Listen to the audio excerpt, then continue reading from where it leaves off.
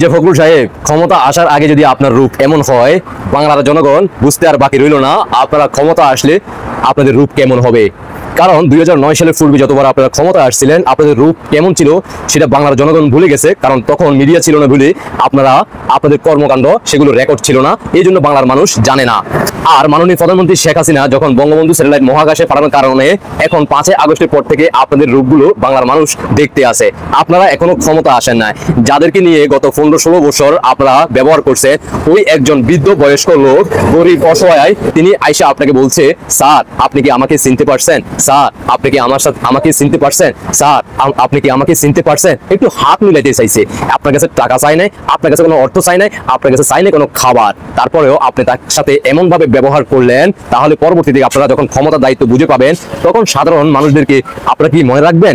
বাংলার জনগণ বুঝে গেছে। শুনতে থাকুন।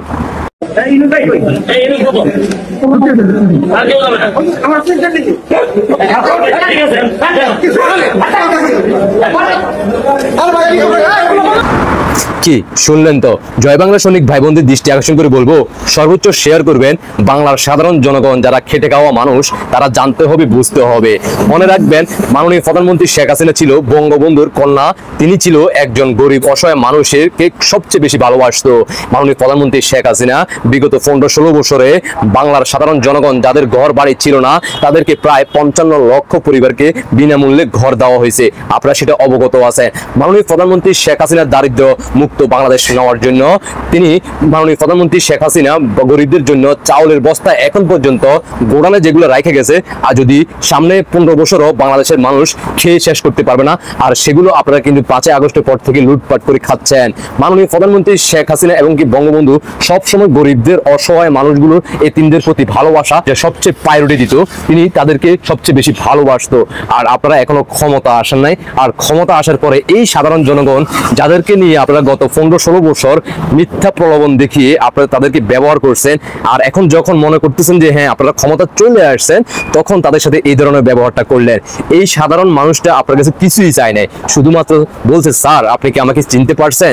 আমি যে গত 15-16 বছর আপনার যে কোনো ডাকে আমি সাড়া দিছি, আপনি আমাকে কি ভুলে গেছেন? আমি আপনার সাথে একটু হাত মিলাতে চাই, এতটুকু। তো সে এতটুকু ভালোবাসা চাইছে। আর এই ভালোবাসার বিপরীতে আপনি তাকে দূর দূর করে সিকিউরিটি এবং কি একজন ভিখারিকেও মানুষ এই ধরনের ব্যবহার করে তাড়িয়ে দেয় না। বাংলার জনগণ ইতিমধ্যে দেখে ফেলছে।